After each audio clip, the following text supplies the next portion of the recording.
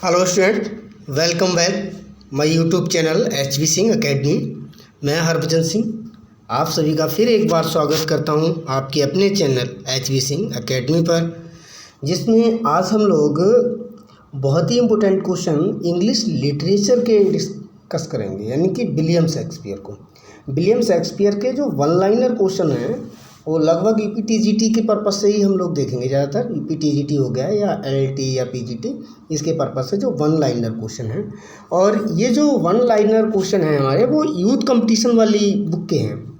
जो youth competition की book आती है उसमें वन लाइनर दिए हुए हैं, उन क्वेश्चन को हम लोग डिस्कस करेंगे आज। तो देखिए और स्टार्ट करते हैं हम लोग। बड़े प्यार से आप समझने की कोशिश करेंगे। 1 सेकेंड आप देंगे हमें। हाँ, तो ये जो है 1 सेकेंड।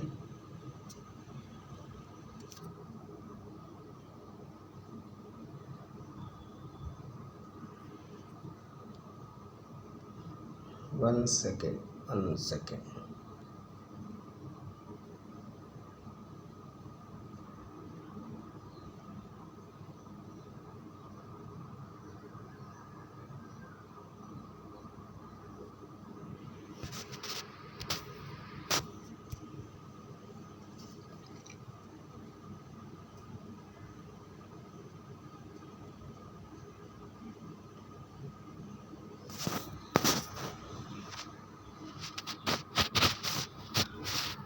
चलिए ठीक है। देखिए आप लोग, क्या है कि विलियम शेक्सपियर जो है, इनकी मोस्ट इम्पोर्टेंट क्वेश्चन है, उनके बारे में डिस्क्राइब करेंगे। तो फर्स्ट क्वेश्चन की तरफ चलते हैं स्टूडेंट। क्या है? बहुत ही इम्पोर्टेंट क्वेश्चन, बड़ा बेहतरीन क्वेश्चन है आपका बेटा। देखिए, इनके जो विलियम शेक्सपियर हैं, उन्होंने कुछ प्ले लिखे थे। वो कितने प्ले लिखे थे आपको वो बताने हैं। यानी how many place did Shakespeare right, यानी कि शेक्सपियर ने कितने प्ले लिखे थे। तो आपके सामने आंसर दे रखा है, हमने आंसर क्वेश्चन को सबको साथ साथ दिया है। कितने? 37 प्ले जो थे विलियम शेक्सपियर ने, कितने प्ले लिखे थे? 37 प्ले लिखे थे। कितने? 37 प्ले लिखे थे। और इन 37 में एक प्ले ऐसा था जो क्या नाम है कि अनफिनिश्ड भी था, उसका नाम था हेनरी VIII। ठीक है, नेक्स्ट क्वेश्चन की तरफ चलते हैं हम लोग। नेक्स्ट क्वेश्चन आपका क्या कह रहा है? कह रहा है द फ्रेज, एक फ्रेज है, small Latin and less Greek is referred to Shakespeare by. यानी कि ये जो शब्द है, एक जो फ्रेज है, small Latin and less Greek, ये किसने यूज किया था? और जो यूज किया था वो विलियम शेक्सपियर के लिए यूज किया था। विलियम शेक्सपियर के लिए जो यूज किया था वो स्टूडेंट किसने यूज किया था? वो था आपका वैन जॉनसन, यानी कि वैन जॉनसन। कौन थे ये?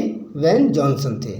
तो ये वैन जॉनसन ने इस शब्द को यूज किया था, small Latin and less Greek. यानी जो विलियम शेक्सपियर हैं उनको बहुत ही कम लैटिन और बहुत ही कम यानी कि ग्रीक भाषा आती है, उनको ग्रीक और लैटिन खूब अच्छे से नहीं आती है।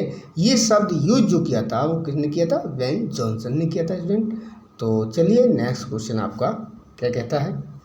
नेक्स्ट क्वेश्चन है Stafford is a charming little village. यानी कि जो स्टैटफोर्ड है ये गांव का नाम है, एक छोटे से गांव का नाम है। और ये जो गांव है वो किस शहर में था वो बताना है आपको। तो ये जो गांव का जो था वो एक शहर था, वारविक शायर जो था, इस वारविक शहर में ही आपका स्टैटफोर्ड था। आपका क्या था? स्टैटफोर्ड। तो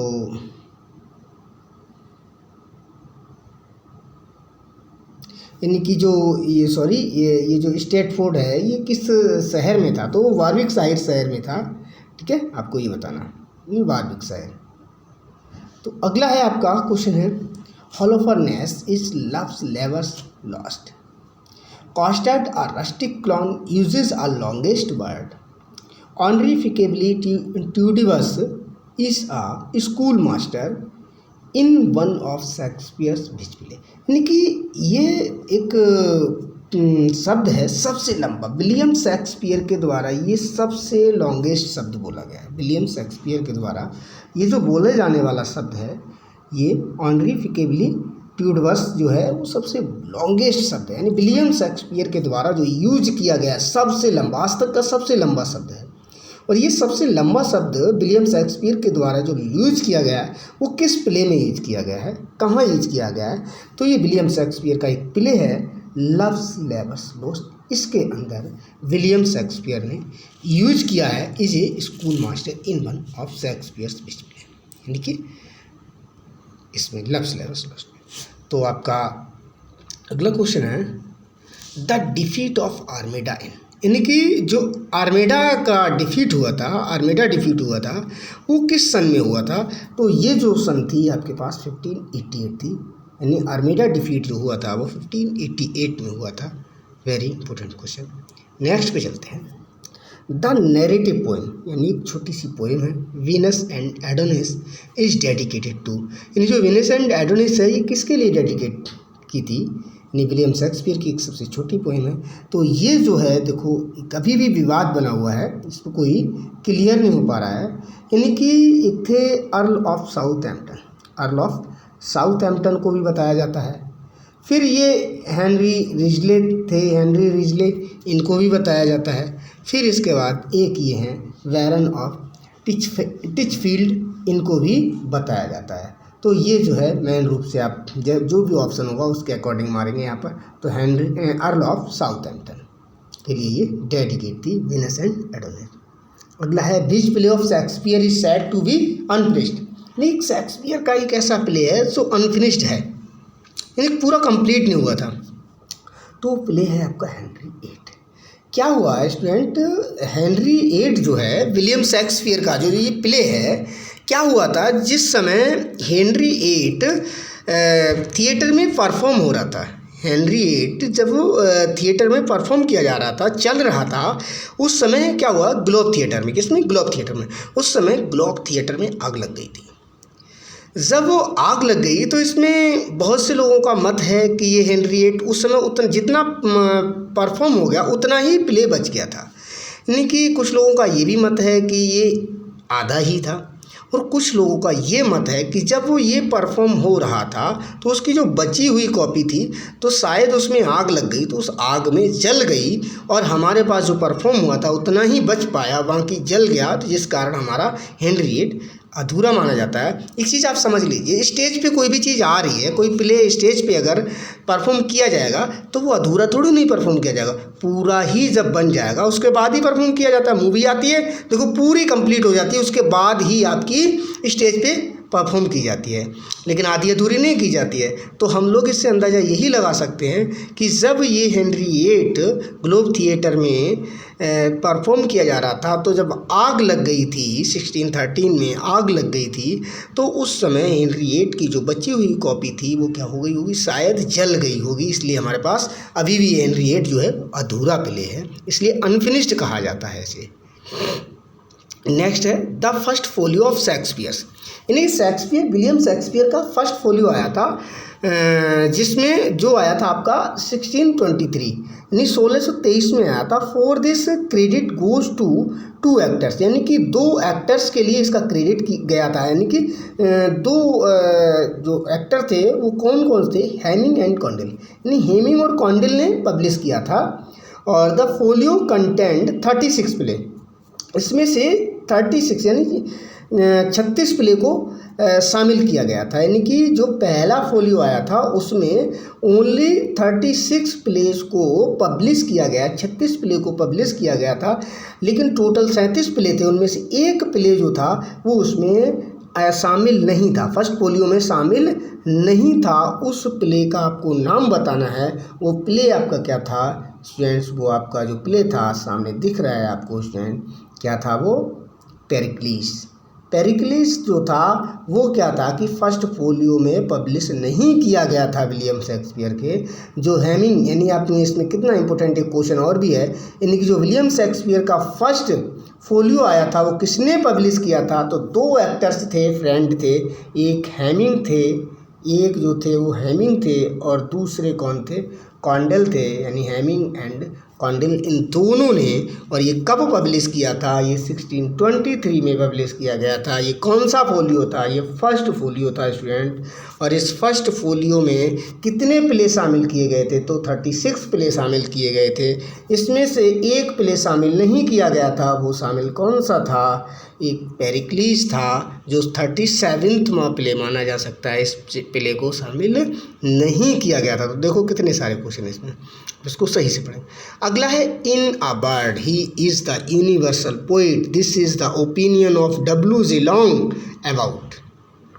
क्या है? ये कह रहा है यानी कि अपने शब्दों में, इन अ बर्ड यानी इन शब्दों में, कौन से शब्दों में? He is the universal poet, यानी he is the universal poet बोला था। किसने बोला था? W.J. लॉन्ग ने बोला था। ये जो शब्द बोला था वो किसको बोला था ये बताना आपको। तो वो शब्द बोला था वो विलियम शेक्सपियर को बोला था। किसने? W.J. लॉन्ग ने बोला था ही इज़ द यूनिवर्सल पोइट। वह एक छोटे साधारण पोइट नहीं है विलियम शेक्सपियर, वो ये पूरे ब्रह्मांड के पोइट हैं। ऐसा समझ लो, ब्रह्मांड के पोइट है। इतना बड़ा शब्द बोला था विलियम शेक्सपियर ने। तो ये विलियम शेक्सपियर को किसने बोला था? W.J. लॉन्ग ने बोला था स्टूडेंट। नेक्स्ट क्वेश्चन है आपका, I do not remember that any book or person or event in my life ever made so great an impression upon me as the plays of Shakespeare who said. क्या कह रहा है? कह रहा I don't remember that, मुझे नहीं याद है कि कोई ऐसी बुक या कोई व्यक्ति या कोई एक घटना हो मेरे जीवन में सो ग्रेट एन इम्प्रेशन, यानी कि घटना हो जिसने कोई भी एक महान प्रभाव छोड़ा हो, कोई भी महान प्रभाव छोड़ा हो। Upon me is the plays of Shakespeare, जिस तरह से कि विलियम शेक्सपियर के प्ले ने, यानी कि प्लेस ने, जो प्लेज हैं उन्होंने मेरे जीवन पे छोड़ा है। मुझे ऐसा कुछ भी याद नहीं कि शायद कोई भी ऐसी घटना हो जिसने कोई इवेंट, कुछ भी, कोई भी ऐसी घटना या कोई भी व्यक्ति या कोई भी किताब हो जो मुझे याद हो, जिसने मेरे जीवन में कोई अलग से महान प्रभाव छोड़ा हो जितना कि विलियम शेक्सपियर के प्लेज ने छोड़ा है मेरे जीवन में। तो ये कौन कहता है? ये कहते हैं हमारे गॉथ साहब कहते हैं। कौन कहते हैं? ये भी एक राइटर, ये भी है हमारे प्ले राइटर, ये है गॉथ साहब कहते हैं कि ऐसा कोई भी घटना नहीं है, कोई भी व्यक्ति नहीं है, कोई भी किताब नहीं है जो मेरे जीवन में कोई एक महान प्रभाव छोड़ा हो जितना कि विलियम शेक्सपियर के प्लेज ने छोड़ा है। मुझे कुछ भी ऐसा याद नहीं है आज तक भी। तो बहुत ही अच्छा क्वेश्चन है। नेक्स्ट क्वेश्चन की तरफ चलते हैं स्टूडेंट। क्या कहते हैं? Even those who read no Shakespeare are still unconsciously guided by him, for this thought and expression have so pervaded our life and literature that it is impossible, so long as one speaks the English language, to escape his influence, who said। कुछ समझ आया हो? क्या कहते हैं कि even those who read no Shakespeare, मैं जहाँ तक कि जानता हूँ कि ऐसा कोई भी व्यक्ति नहीं है, कोई भी व्यक्ति हो, ऐसा कोई भी व्यक्ति हो जिसने शेक्सपियर को ना पढ़ा है या ना पढ़ा है, फिर भी शेक्सपियर के प्ले उस व्यक्ति को गाइड करते हैं, कुछ ना कुछ सीख देते हैं, जाने अनजाने में कुछ ना कुछ सिखाते हैं। अगर कोई व्यक्ति इंग्लिश थोड़ी बहुत बोलता है तो समझ लो कि वो कहीं ना कहीं विलियम शेक्सपियर के प्लेज से प्रभावित ज़रूर है। कोई अछूता नहीं है, ऐसा कोई भी व्यक्ति नहीं है जो थोड़ी बहुत इंग्लिश बोलता हो और वो विलियम शेक्सपियर के प्लेज से प्रभावित ना हो। ये कौन कहता है? तो हमारे ये राइटर साहब कहते हैं, जिनका नाम है W.J. लॉन्ग साहब जो हैं, ये इस शब्द को बोलते हैं। कौन बोलते हैं? W.J. लॉन्ग हैं, ये इस शब्द को बोलते हैं कि ऐसा कोई भी व्यक्ति नहीं है जो इंग्लिश को थोड़ा बहुत भी बोलता है तो वो विलियम शेक्सपियर के प्लेज से प्रभावित ना हो। हर कोई व्यक्ति जाने अनजाने में कहीं ना कहीं विलियम शेक्सपियर के प्लेज से प्रभावित जरूर है। तो ये कितनी अच्छी बात कही गई है, कितना बड़ा चढ़ा के कितना अच्छा बताया गया विलियम शेक्सपियर के बारे में। स्टूडेंट्स, नेक्स्ट क्वेश्चन है, who published the first life of Shakespeare in 1709। यानी कि कौन है जिसने पहली फोलियो में यानी फर्स्ट लाइफ ऑफ शेक्सपियर को पब्लिश किया था 1709 में। यानी कि सबसे पहला बायोग्राफर विलियम शेक्सपियर का कोई है तो वो है हमारे निकोलस रॉ साहब हैं, निकोलस रॉ हैं। इन्होंने सबसे पहले विलियम शेक्सपियर की लाइफ के बारे में बताया था, जो फर्स्ट लाइफ ऑफ शेक्सपियर नाम से लिखी गई थी, जो 1709 में लिखा था, और ये निकोलस रॉ साहब ने लिखा था। तो अगर हम इस हिसाब से देखें तो सबसे फर्स्ट बायोग्राफर अगर विलियम शेक्सपियर के कोई माने जाते हैं तो स्टूडेंट वो हैं हमारे निकोलस रॉ साहब हैं, जो सबसे पहले बायोग्राफर हैं विलियम शेक्सपियर के, फर्स्ट बायोग्राफर जिन्होंने सबसे पहले बायोग्राफी दी थी विलियम शेक्सपियर की। तो स्टूडेंट आज के लिए हमारे वन लाइनर क्वेश्चन इतने ही हैं।